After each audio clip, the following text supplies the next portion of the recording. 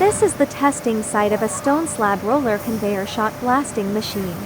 The stone slabs are fed into the shot blasting chamber at a uniform speed by the roller conveyor.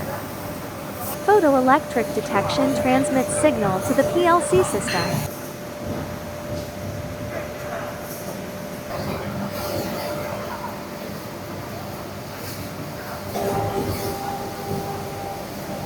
The blast turbine started working.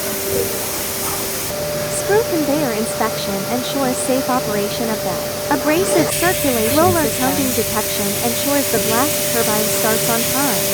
Fully automated testing and HMI system ensure safe operation of the entire machine. After shot blasting, the stone slabs are conveyed out via roller conveyor with no dust, impurities, or abrasive residue on the surface. For a perfect bleaching-like finish, please contact us for more information.